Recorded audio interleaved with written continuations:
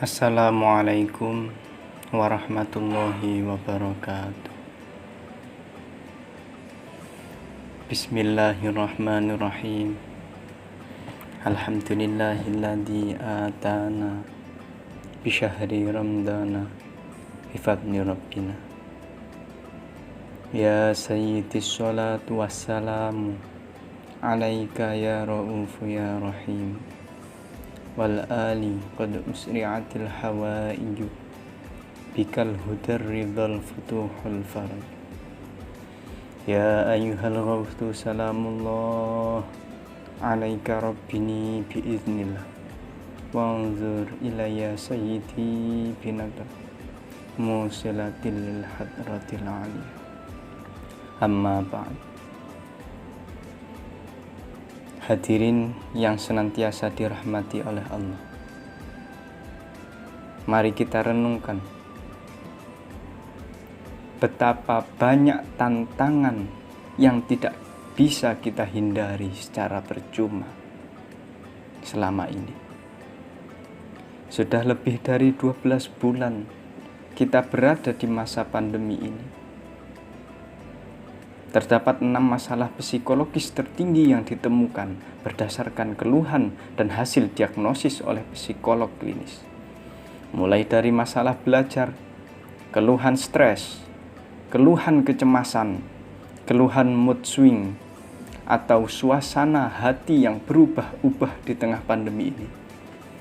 Kemudian gangguan kecemasan, di mana gangguan kecemasan ini tidak hanya berupa keluhan, melainkan bisa jadi partisipan tersebut mendapati perasaannya selalu khawatir, cemas, atau takut yang cukup kuat sehingga mengganggu aktivitas sehari-harinya.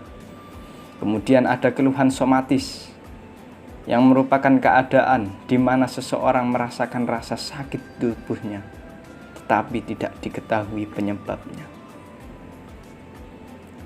Ditambah dari BBC Futurno yang telah meneliti beberapa masalah terbesar yang dihadapi umat manusia saat ini. Mulai dari penggunaan lahan untuk mengakomodasi populasi yang jumlahnya meledak, masa depan energi nuklir, jurang antara orang kaya dan orang miskin, ketegangan geopolitik, berkurangnya sumber daya, dominasi kecerdasan buatan dalam kehidupan manusia, dan masih banyak lagi.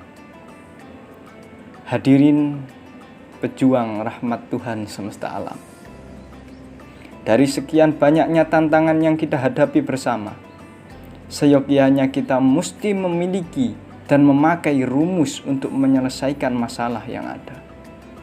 Ibarat kita berada di dalam ruangan dengan pintu yang terkunci, kita mesti memiliki dan memakai kunci tersebut untuk dapat keluar daripadanya. Telah diriwayatkan dari Ibnu Abbas radhiyallahu anhuma, wa may yattaqillaha yunjihi fid dunya wal akhirah. Barang siapa bertakwa kepada Allah, maka Allah akan menyelamatkannya di dunia dan akhirat. Jadi para hadirin, takwa adalah sebab munculnya jalan keluar dari berbagai macam kesulitan di dunia dan akhirat, sebab diperolehnya rezeki dan sebab diraihnya derajat yang tinggi. Sebaliknya, perbuatan-perbuatan maksiat adalah sebab terhalangnya seseorang memperoleh jalan keluar, rezeki, dan derajat tinggi di dunia dan di akhirat. Al-Hakim, Ibnu Hibban, dan lainnya meriwayatkan dari Rasulullah Shallallahu Alaihi Wasallam bahwa beliau bersabda, Innar rajula la yuhramur rizqa bidambi yusibuh. Sesungguhnya seseorang akan terhalang dari suatu rezeki sebab dosa yang dilakukannya. Sebagian ulama mengatakan, perbuatan dosa akan menyebabkan seseorang terhalang dari berbagai macam nikmat di dunia, seperti kesehatan dan harta, atau hilangnya berkah dari hartanya, atau menyebabkan seseorang dikalahkan dan dikuasai oleh musuh-musuhnya. Dan terkadang seseorang melakukan sebuah dosa maka jatuhlah kedudukan dan martabatnya dari hati banyak orang atau menyebabkan ia lupa terhadap ilmunya. Oleh karena itu, sebagian orang berkata, sungguh aku mengetahui siksa dan balasan atas dosaku dari perbuatan keadaanku dan kawan-kawan yang menjauhiku. Dalam lanjutan ayat di atas, Allah menegaskan, wa may yatawakkal 'alallahi fahuwa hasbuh. Maknanya, dan barang siapa bertawakal kepada Allah, niscaya Allah akan mencukupinya. Tawakal adalah bergantung kepada Allah semata dan mengandalkannya dalam segala urusan. Karena Allah Subhanahu wa Ta'ala adalah pencipta segala sesuatu, pencipta manfaat dan pencipta mudarat. Tidak ada yang mengenakan bahaya dan memberikan manfaat secara hakiki kecuali hanya Allah. Apabila seorang hamba telah meyakini hal itu dan mantaplah hatinya terhadapnya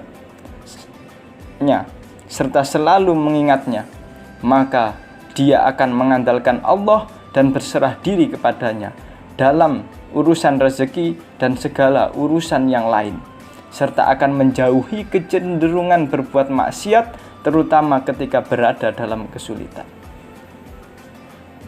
Imam Ahmad Ibnu Majah dan Al-Hakim meriwayatkan dari Amirul Mukminin Umar bin Khattab radhiyallahu anhu bahwa ia berkata, aku mendengar Nabi Shallallahu alaihi wasallam bersabda, jika kalian bertawakal kepada Allah dengan sebenar-benarnya tawakal, niscaya Allah akan memberikan rezeki kepada kalian sehingga ia memberikan rezeki kepada burung.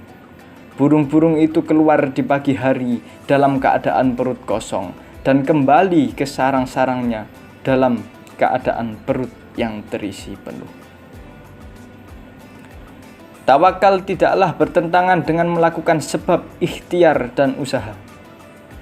Dalam Sahih Ibnu Hibban diceritakan bahwa ada seorang laki-laki berkata kepada Nabi Shallallahu alaihi wasallam, apakah aku melepas atau tidak mengikat untaku dan bertawakal kepada Allah?